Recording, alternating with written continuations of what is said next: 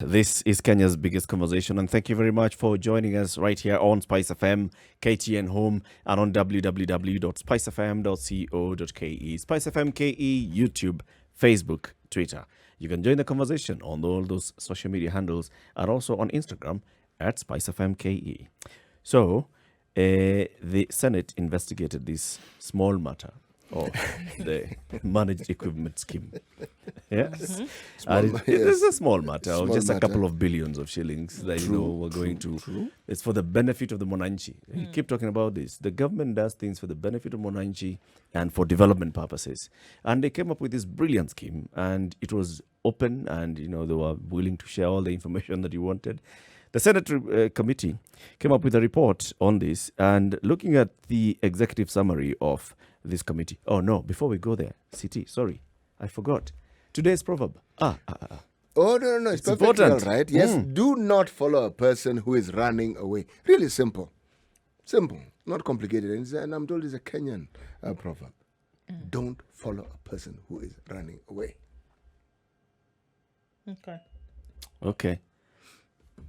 All right, I'm trying to think a Swahili version, whether any Swahili methali that goes anywhere close to this. I don't know. My response to you is to look at you. Yes.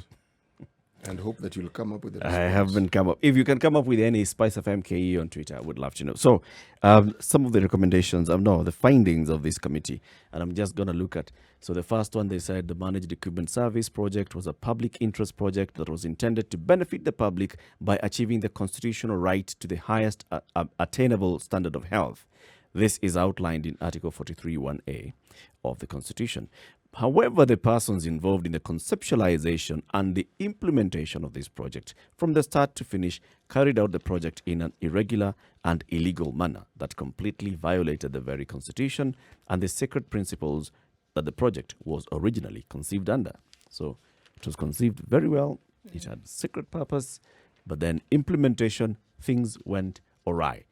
B, as a matter of fact, the committee says, the committee has established that the MES project was a criminal enterprise shrouded in opaque procurement processes, and that the Ministry of Health relied on a faulty tool, that's a public sector comparator, to justify a predetermined outcome in relation to the award of tenders that likely resulted in imprudent use of public finances, contrary to the Constitution and the Public Finance Management Act that forbids wasteful expenditure. They've started on a high note. As a matter of fact, this was a criminal enterprise. It was From just, the get-go. yes, designed very well, but then it was taken over by criminals and it was implemented as a criminal enterprise, a way to make sure that they make money out of this. Now, this is a very sad thing to hear. And when you look at back and you see the kind of furore that this issue raised, beginning with the governors coming out to say, look, come on, what you're saying, what this program is, we are not aware of what exactly happened. Page 8 of the Standard today says, county bosses' role in leased medical equipment revealed. Fresh details show that the governors approved the 39 billion shillings MES deal despite their insistence that they were not aware of the transactions. This story says that the documents in possession of the Standard indicate that health executives from all the counties met with the Health Cabinet Secretary and signed a memorandum of understanding on the project. The MOU was signed between the Health CS then, James Masharia, as chair of the Intergovernmental Forum, but Dr. Maurice Siminyu, who was the health executive from Busia and the vice chair, and George Kamau, the Health and Planning Executive from Murang'a, on behalf of the counties, signed this MOU. So with this, basically, the story is saying that the counties were aware that this was happening because the governors sent the CECs, they came, they signed an MOU, and therefore they cannot feign ignorance. Have they not shouted the loudest as to how they were kept in the dark? And that these things were done without their knowledge, and that all they experienced were things being forced upon them? Has this not been the narrative that has been spun for the longest time? That's been the story. That's been the story. And even here they could argue, I mean, look, this was not done with the Council of Governors. It was done with CECs who are chair of the CECs forums, yes, but this is what now makes it a criminal enterprise, because if you anticipate and you understand how the processes of government function, then you'll find foul people or a foul person who you actually send ahead of you, so that when things go up in smoke, you know where the fingers can be pointed to. But then the question you ask, really, in all honesty, a CEC would go and sign a deal on behalf of a county without the government knowing and without the government or the governor making noise about it? But let me ask you, CT. So, as a CEC who's chair of a CEC's forum, Yes. do you then go and sign on behalf of the other county governments? You're the chair of a CEC's forum. As the chair of a CEC's Well, thank you forum, for furthering that discussion. Yes. you're basically like a leader of a group, a caucus. Now, does that mean that you can actually enter into deals, especially with the national government, that have financial implications on behalf of the county governments? You're only a CEC of Busia. How does your signature then tie in Makueni or Machakos or Mandera? Lamu, Turkana. How? That's why one gets the impression that this thing was conceived and it was implemented knowingly that the outcome of such a thing, if found, would be this. Yep. So the people to whom the fingers would be pointed, this group of CECs. There's some interesting aspects of this that we'll be looking at, but let's bring in the Makueni Senator, Mutula Kilonzo Jr. Good morning, Mutula.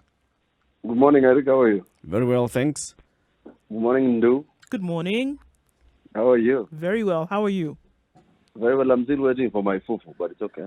Don't worry. I have you. I will have you sorted out properly.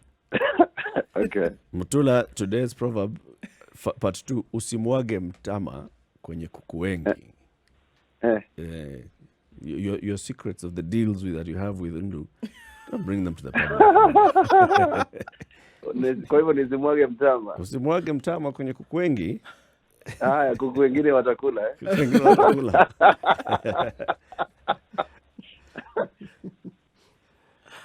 Mutula, welcome to the Situation Room, and thank you very much for joining us this morning.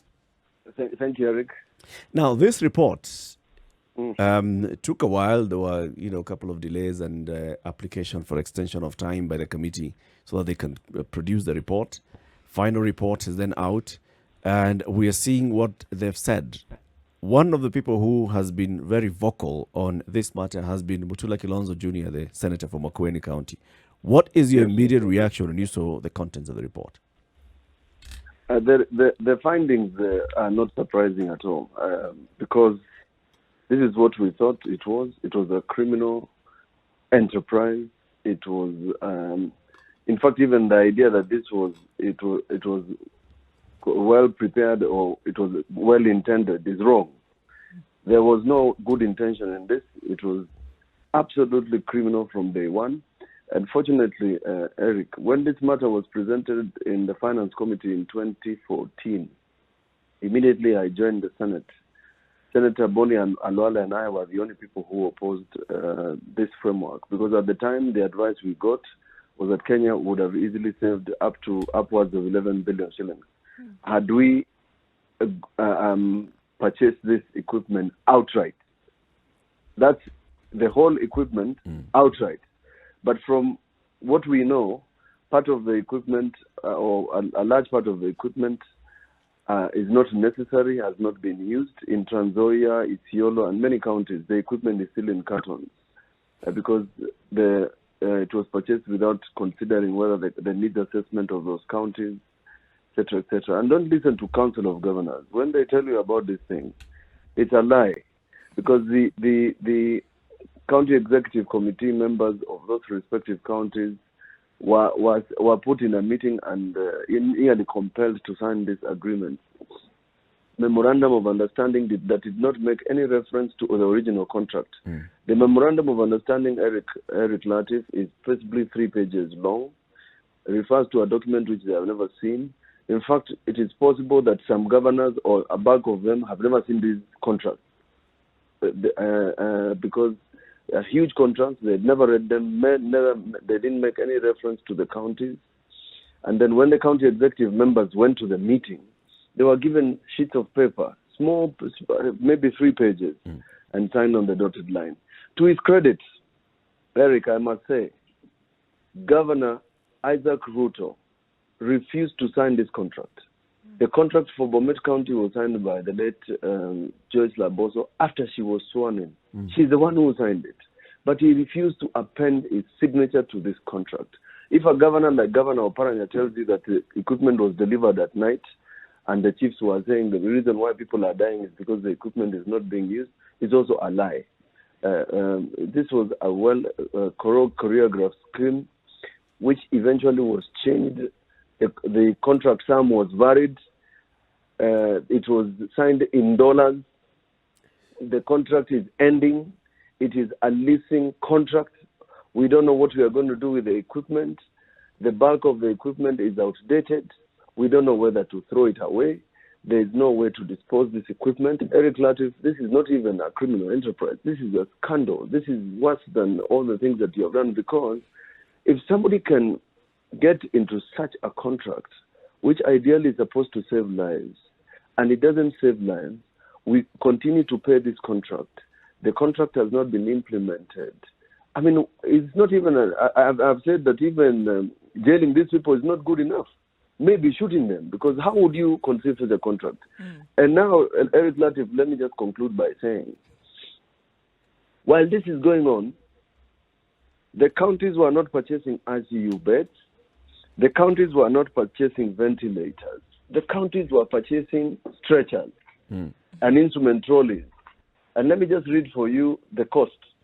The cost of one instrument trolley, according to the medical leasing equipment, is 275,267.50 cents. What is the retail price? 15,000. A linen trolley, the one that you put laundry. Same specifications, though? Huh? Same specifications? Yeah. And then you have a linen trolley, the one that they roll around in the hospital. I'm sure you've seen one.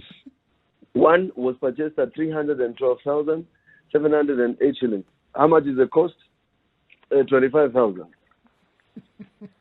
Patient stretchers, the stretchers, 2,213,573. What is the retail cost if we were to purchase outright? 30,000 shillings. Resuscitation patient trolley, 1.6 million. The cost is 50,000. Stitching removal sets, 406,000. The cost is 5,000. Come on, Mutula. Are we talking about things that? Yeah. We have it in the report. These gangsters list gloves, syringes. You've seen those rods that you use for holding IV. For the IV bags. For the IV, at almost 1 million shillings. Torches. Exorbitant cost of upwards of 100,000 shillings. But at what point does this become part of the managed equipment service? At what point do gloves and such things as trolleys become part of the equipment that was in this program? Was that in the initial stage, or was it just amended as we went along?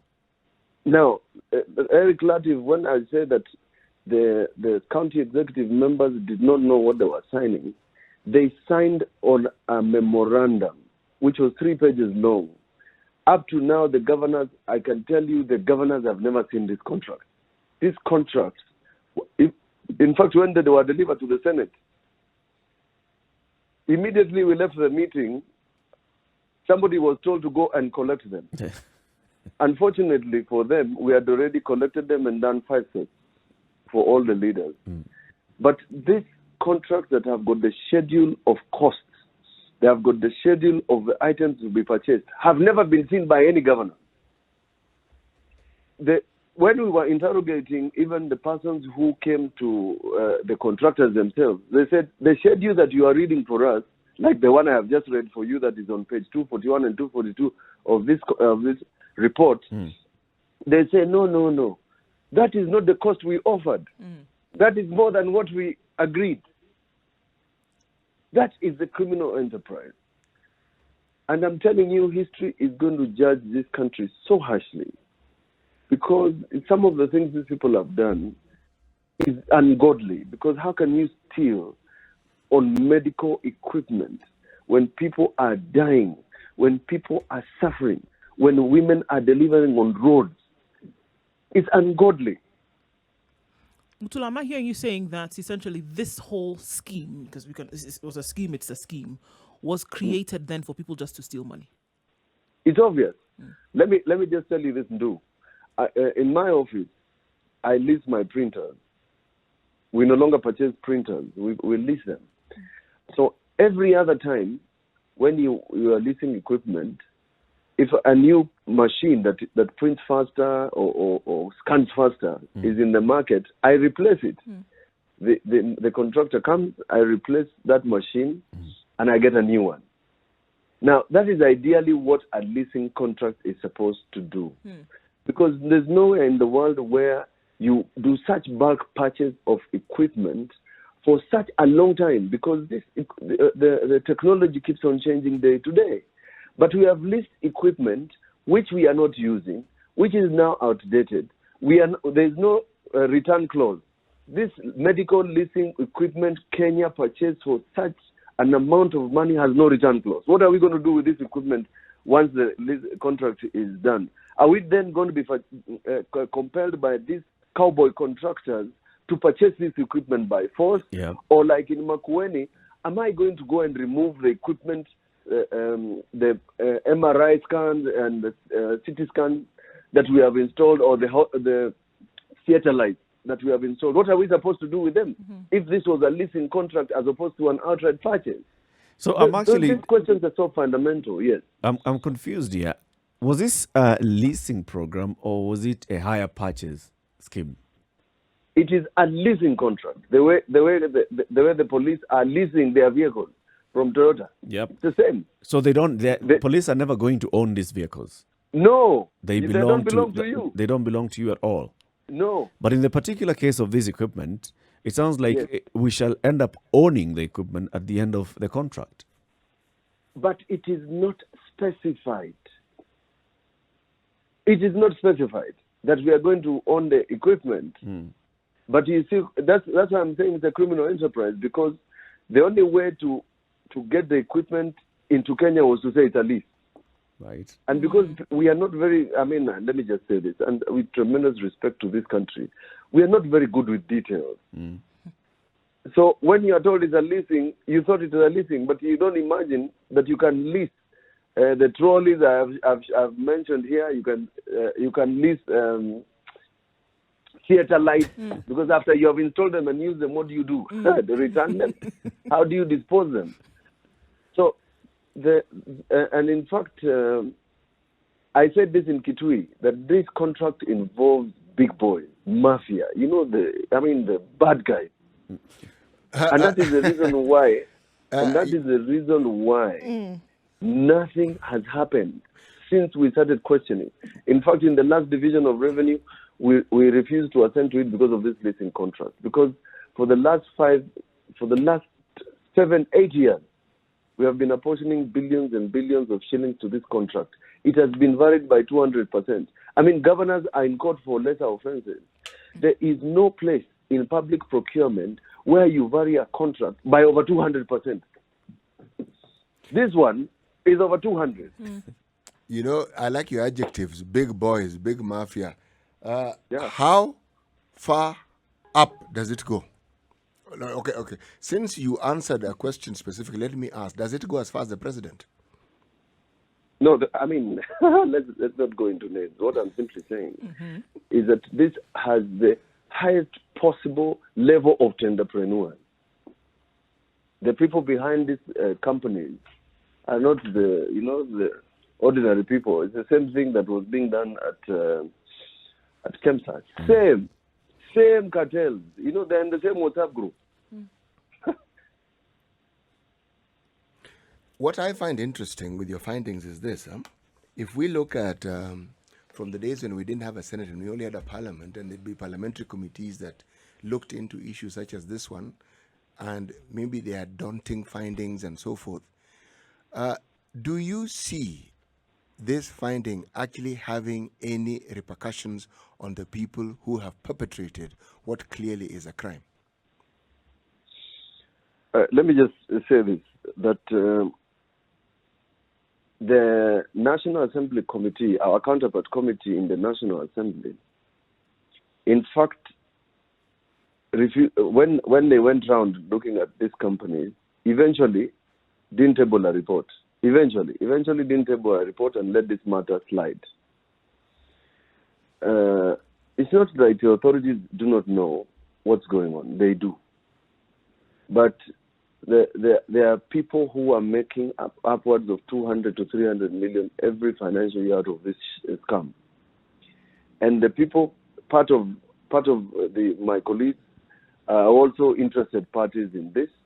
And therefore, it's because it's become extremely difficult for people to articulate this issue even on the floor. In fact, for the Senate committee to have come this far and to have a report signed by all members, I can tell you this is a milestone. Because these people have deep pockets. I will not be surprised that they will attempt to interfere with the debate. I will not be surprised if they want to make sure that we don't pass this report, etc., because these are scamsters. These are, thugs who are making money out of mafia house here, where Mutai Kagwe promised that he's going to take action, but you and I know he's not. Looking at it, and just for the benefit of our audience, so they can understand many of the aspects of this report, it starts off by saying it was designed so that it helps and benefits the people of Kenya in the counties. And in fact, I start by reading that the Ministry of Health carried out a needs assessment which confirmed that counties lacked adequate capacity to absorb the equipment. The Ministry of Health still went ahead to procure the medical equipment for counties, fully aware that the same equipment would not be optimally used. The committee has concluded that the procurements were done so to advance private commercial interests that were supply-driven rather than need-driven at the expense of the Kenyan public. Yes. So just looking at all these, it sounds to me like the committee is just finding fault after fault after fault. Is there any time where we can say, look, somebody at the Ministry of Health or somebody in government, some officer at middle level or junior level in government sat and wondered, how do we improve healthcare in this country? And one way of doing that would be just by leasing equipment, just like Mutula and advocates do, they lease equipment. Yeah. Is it possible that this was conceived at some point with the best of intentions at heart? Yes. In fact, during the doctors' strike, the part of this in the CBA, the doctors insisted that they wanted, for purposes of their work, the doctors insisted that the government must equip hospitals. This was through KMPDU. Yes. There were good intentions, but the people who implemented this, although pretended or purported that they had done a needs assessment, they didn't do it. County of Kakamega, for example, they went and bought theatre equipment. The county of Kakamega had already purchased the theatre equipment and installed it. So that equipment can't be used. Why? Because you then have to do another different structure, building, to put the equipment inside. Yeah. Now, if they had done a needs assessment to ensure that Kakamega needed the theatre equipment, they would not have purchased that theatre equipment. Now, I mean, how do you purchase the same equipment for 47 counties? What sort of needs assessment is that? I mean, the diseases that are in Homa Bay, trypanosomiasis, sleeping disease, and the diseases that are in Makueni are not the same. The diseases in Lamu and Marsabit are not the same. Yeah. But these gangsters bought the same equipment and went and dumped them in a county like Trans Nzoia. And I can tell you, the chairman of our of our health committee is from is the senator of Trans Nzoia. And they purchased them for this equipment was supposed to be for 2 hospitals. Part of the equipment in Trans Nzoia for the second hospital is still in cartons as we speak. The one in Isiolo, they realized after they delivered the equipment that they needed 3-phase electricity. One of the equipment in Makueni, Makindo Hospital, cannot run because of 3-phase electricity. Can you imagine that even small little things like 3-phase electricity was not ticked in the boxes? So you deliver equipment, you do not have a radiologist. I recently sat with the former chair of radiologists here in my office, and I almost cried. It's unbelievable. But if you Mutula, if you're saying this, and if you, I mean, you're speaking the manner in which you're speaking, because I also remember last year that you at UHC4 in Kisumu, you had some of the same sentiments when you were asking these questions even before all of this blew up. And you Yes. said, what's going on with this leasing? Why are we leasing in the manner in which we are leasing? Now, if you in Yes. government are asking those questions, look at the other side. Kenyans are asking these questions whereby they're going to seek healthcare and they're asking, what on earth is happening in government? And I have to ask, Mutula, what on earth is going on? By the way, I must explain. Maybe you've misunderstood my position. I sit in the legislative arm of government, where we do budgets, where we legislate, where we do oversight. And I've said that the committee of the National Assembly, where the budgets are actually appropriated and done, refused to table a similar report like this one on this medical leasing. In the Senate, only Bonnie Halwale and I initially raised concerns about this issue. So, and strictly speaking, we have made recommendations upon recommendations on the Auditor General to do a special audit, EACC to do an interrogation on this. They have never even started, I doubt they've even opened a file about this issue. The fact is, even when John Allen Namu ran a story, my friend John Allen Namu did a documentary about this issue, about somebody a patient who died because of some of the problems caused by this equipment. Nobody picked it up. There's something that still doesn't ring true to Kenyans about the medical leasing equipment. It doesn't ring true even to print and other media. Because what I am talking about, like for example the prices, when I was reading the prices of some of this equipment, and we went and leased gloves, metal stretchers, linen trolleys, etc., etc. I mean, if we dedicated a page through standards about the cost of this equipment vis-a-vis the retail cost, maybe we will start pricking the conscience of Kenyans, because I think that people are thinking, oh, another one, just another scandal like the last one, you know. And we are so used to scandals and nothing happening and filling newspaper pages and social media that, you can just move on. Can you imagine if you had to tell Kenyans that the gloves that they find in the hospital or the syringes were leased? Take a break. If Ndu, I said this in Kisumu, and you were there, and I have repeated this again in the same words, it still hasn't gone into the heads and minds of Kenyans. Jesus, even when Jesus comes, people will deny him. I'm telling you. This is a situation, Room Kenya's biggest conversation. We're looking at the mess behind the MES scheme. The Senate committee that was investigating this has come up with a report, and basically they've said this was a criminal enterprise. We are looking at the genesis of that criminal enterprise with Mutula Kilonzo Jr., the senator for Makueni County. The Situation Room, the only way to start your day. We are unearthing the mess that is the MES, looking at the report by the Senate committee. It recommends some of the things that it recommends. EACC and DCI investigate the circumstances surrounding the awarding of these contracts, that all public officers found culpable of irregularities and illegalities committed in the furtherance of the adverse commercial interests which were at the expense of the people of Kenya be prosecuted, that all private entities and persons found culpable of participating in these irregular and illegal acts of the liable public officers adversely mentioned also be investigated and prosecuted, that the Auditor General expeditiously undertakes a comprehensive forensic audit of the MES.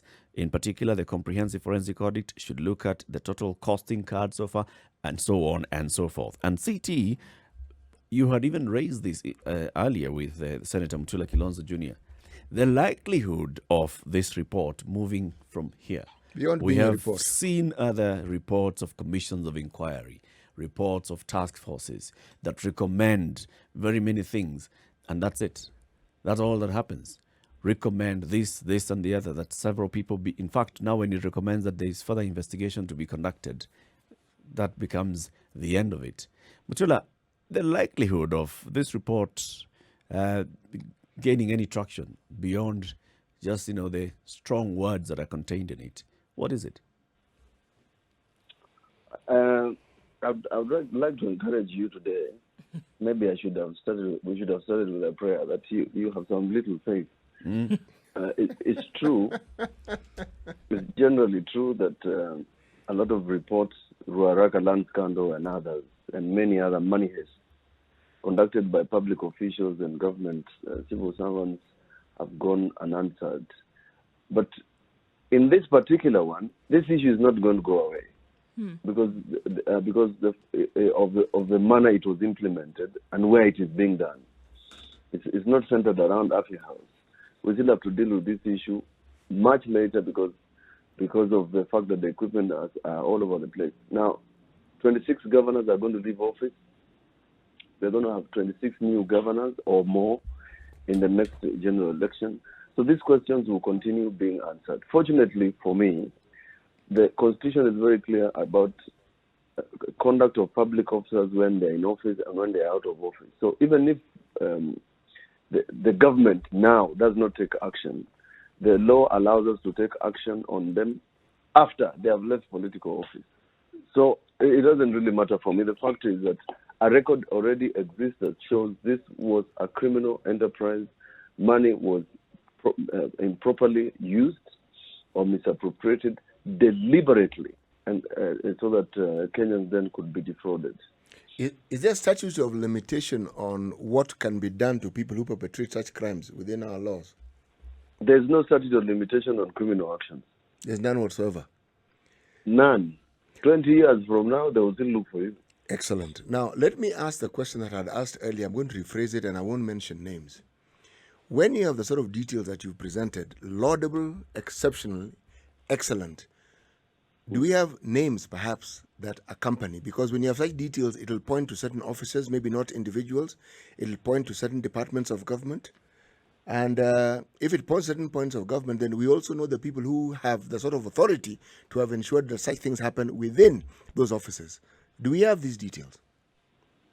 You have names. You have names of the person, the cabinet secretary who was there at the time, who witnessed the signing of the contract. The contracts were signed by then PS Muragori, who is now a PS of Ministry of Health.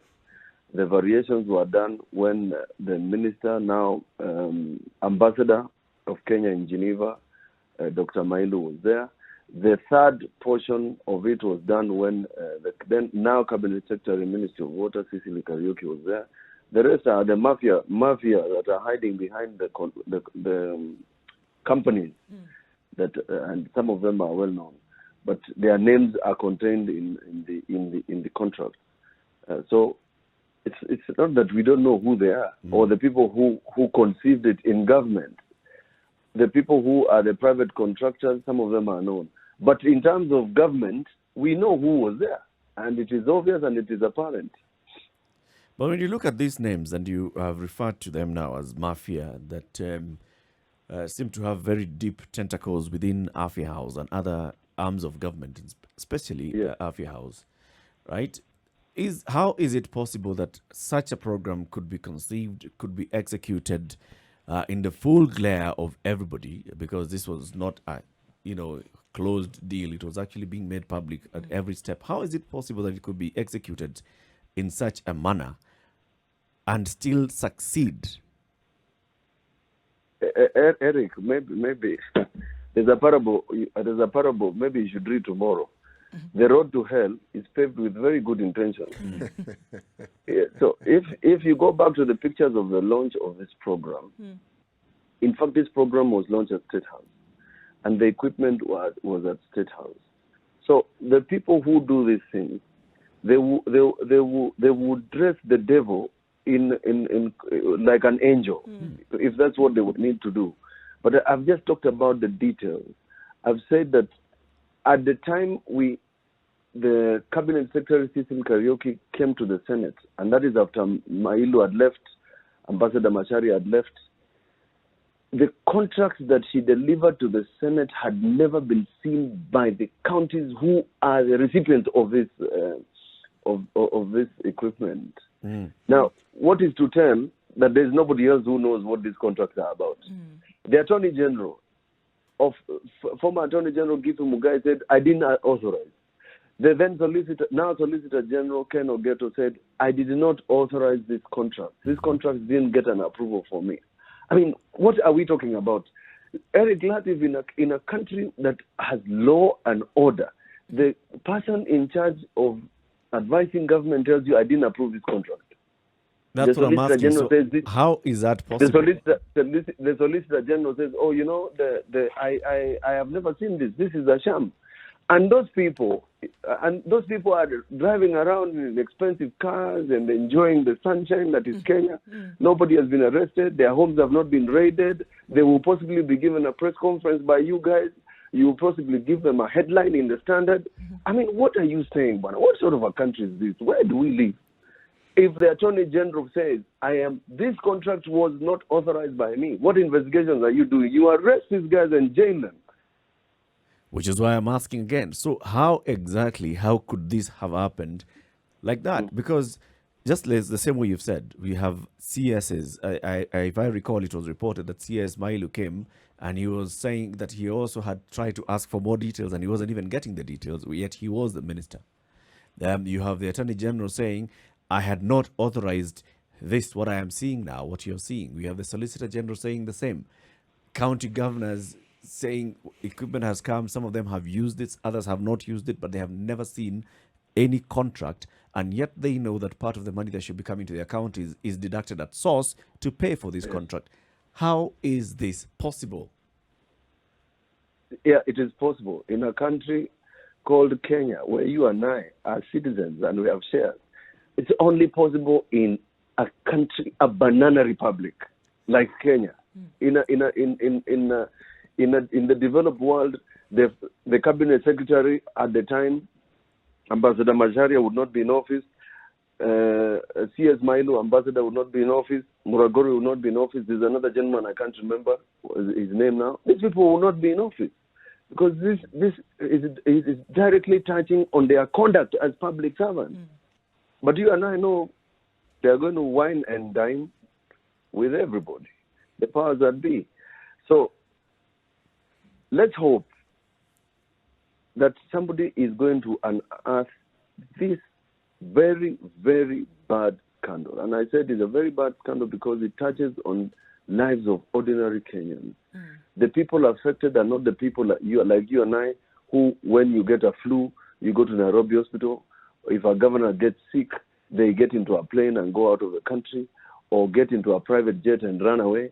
This is equipment that is talking about Wanjiko, is talking about Mudeu, Atieno, those people who do not have money to go to a private hospital, even in the ones in the county. Now, as you've said that, Mutula, how does this then fly in the face of UHC? Looking at a public health, coverage, care that's supposed to take care of Kenyans when something like this is happening. If this has happened, it's not the only one. There are probably others that are taking place even now, or others that took place concurrently. How will something like UHC be achieved? From a legislator's point of view, how will it be achieved if we can't even get this right? Now, you see, the UHC, Universal Healthcare, is a very nice name, but as far as I'm concerned, it's just euphemism for corruption. Because if you cannot equip hospitals, you cannot have universal healthcare. Because universal healthcare means that people go to private hospitals, they can do imaging, they can do MRIs, CT scans, etc., at a reasonable cost. Unlike what happens in the private sector. But the thing about all these things is that nobody wants to make sure that the public health system is functioning. Why? Because the same people who are the ones importing this equipment and are the ones who are doing these things are equipping our hospitals with outdated equipment because they are running the private healthcare. And this is also tied to NHIF. While you're importing all this equipment for public hospitals, the private hospitals in Kenya are collecting, through NHIF, NHIF is collecting more money from NHIF than public hospitals. Yet, it is a very tiny fraction of Kenyans that go to the private hospitals. It's a scandal of the health system. The UHC, unless you go to NHIF unless you go to this purchase of medical leasing equipment, unless you go to the people who are running the imagery in services in the country, unless you check the purchase of drugs, that is KEMSA, unless you tie everything together, you can call it whatever you want to call it. It will be a scandal, because there are people who are specializing in purchase of drugs. There are private enterprises. We are allowing nondescripts, some people, to purchase PPEs for us who don't even know how a PPE looks like from a sack. I mean, this is, if the president means what he says, you will clean up the health sector in such a manner that we go to the status where Germany is. We were importing equipment from Germany, but the largest and the best hospital in Germany is in Berlin, next to the office of Angela Merkel, and it's a public hospital, 5,000 bed capacity, possibly the best hospital in the world. That's what you do. Kenyatta Hospital is rotting. You have the best doctors, best equipment, but they are not working. Why? Because we have allowed the private entrepreneurs to thrive, just giving them a troopers. Those and private an empty goal to play. Those private entrepreneurs, and I'm glad that you mentioned them, Mutula. Whenever we have investigations of this nature, for example, we will focus very much on the public officers who will be removed, others brought in. Right now, there's investigation even by the Senate on KEMSA and procurement surrounding COVID-19, focusing very much on the public officers, but not much attention is given to the private sector players who are really involved in this. And just by looking even at this report, you'll see that some names keep popping out in every news scandal at Mafia House. So why is it that we cannot focus on the real mafia and we focus on the other smaller people? Let me try and say this in a very honest way. That even the legislators who are investigating this are suppliers of KEMSA or KEMRI and are part and parcel of it. That's why it's difficult, because they're also private entrepreneurs. While it's their right to deal with, to deal privately, and private enterprise is not criminalized in Kenya. It's very difficult to deal with private entrepreneurs when the persons oversighting them are also private entrepreneurs. So it's a symbiotic thing. It's like I don't know what to call it. It's like a parasite. It's like a tick latching onto a cow. An unholy alliance. It's an unholy alliance,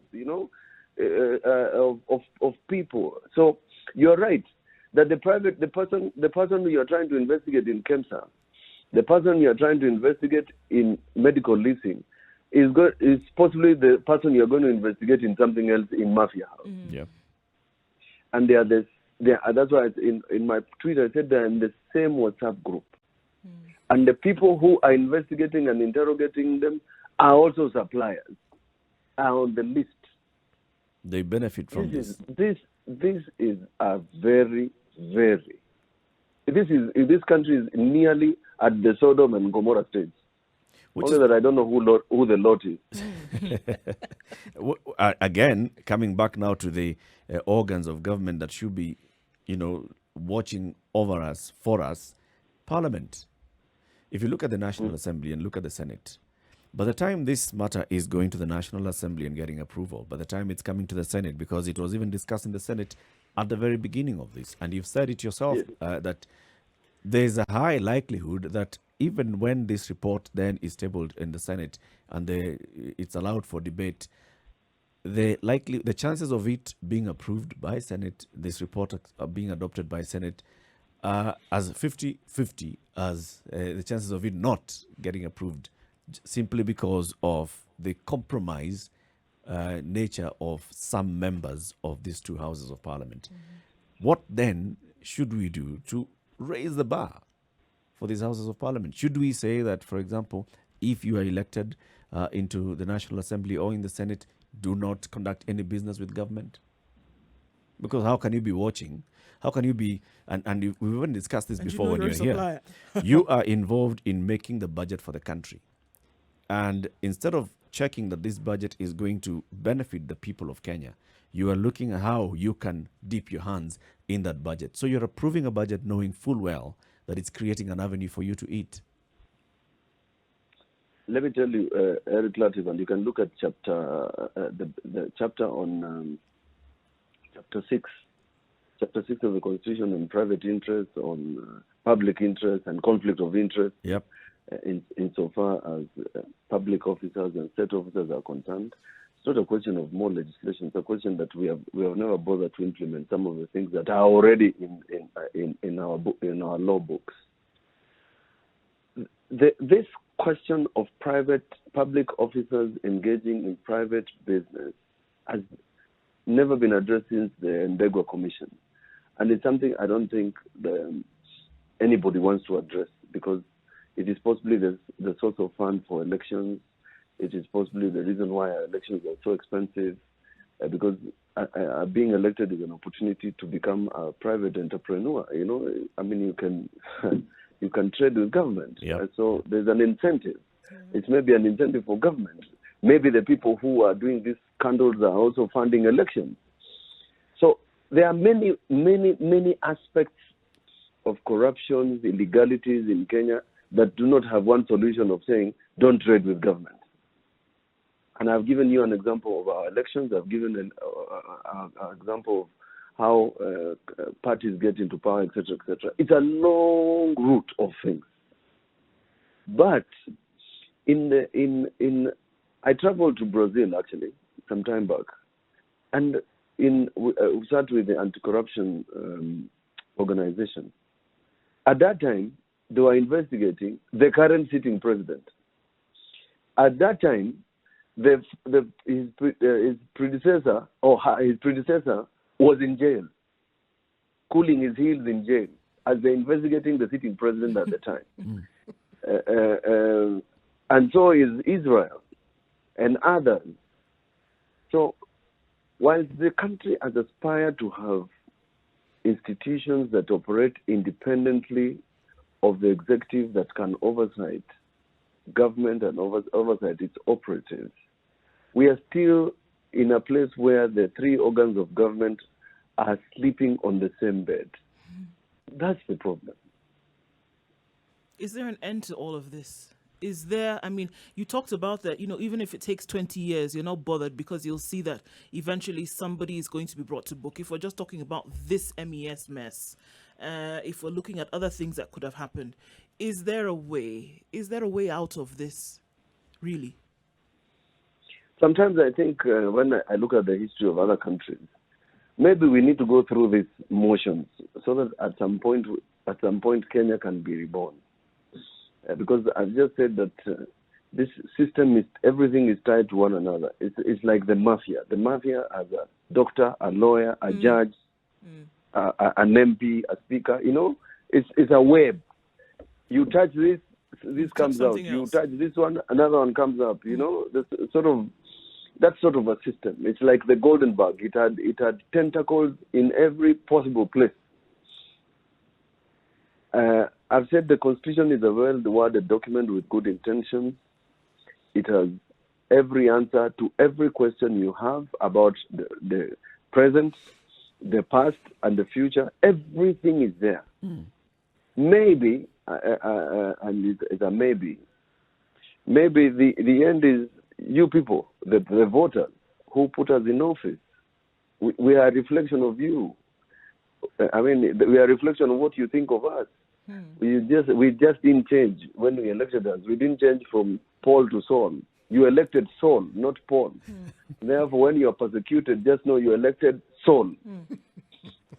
Mutula Kilonzo Jr., thank you very much for speaking to us. As we conclude, I just want to ask you one final question. What do you say to the people of Kenya who look at this report and they think, it's another one of those, it'll go to Parliament. It's a way for the members of Senate to, in fact, now use it to bargain and demand, if you want me to vote no against this, you know what to do. You know how much you need to give me. What do you say to the people of Kenya for that? What an example. But anyway, thank you. To the rest of the country, this is not new. is a scandal just like any other. There's going to be another one and another one and another one. I won't tell anybody to vote wisely because everybody thinks they are voting wisely. When they go, they vote their tribesmen, etc., etc. You want money to vote. So if you want a country that doesn't have scandals, first of all, do a self-inspection of yourself as a person, so that then when you are throwing stones, like in the case of Jesus, be careful that you're not living in a glass house yourself. Thank you. Asante sana. Mutula Kilonzo Jr., Senator from Makueni County, Minority Whip in the Senate.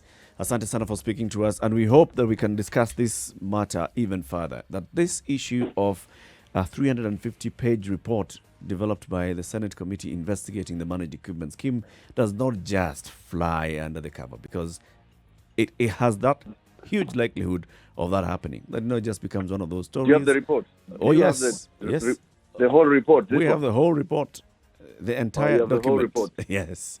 Yeah. Maybe when we are done, maybe when they lift some of the sanctions on COVID, maybe what you can do for every other day, you can say Taita Taveta County, pick Taita Taveta County and say these are the equipment, this is the issue. And ask somebody from Taita to answer those questions. Makueni, ask Kibwana. Kakamega, ask Oparanya. So that the details of this report are not lost in the generalities of EACC and all those things. Did you accept to collect equipment which you are not using? Ask the governor to answer that question, because this should cause a governor to be removed from office. Thank you very much. Asante sana Mutula, and thank you very much for joining us on Spice FM this morning. We want to say a very good morning and goodbye to our audience on KTN Home. Join us again tomorrow. From this week, you'll be with us Monday, Tuesday, Wednesday, Thursday, and Friday, 7 a.m. to 9 a.m. The conversation continues on Spice FM, 94.4 Nairobi, Mombasa 87.9, 102.5 in Kisumu, Nakuru 96.0, 96.7 Eldoret, Nyeri 90.9, and Malindi 97.7. The Situation Room, the only way to start your day.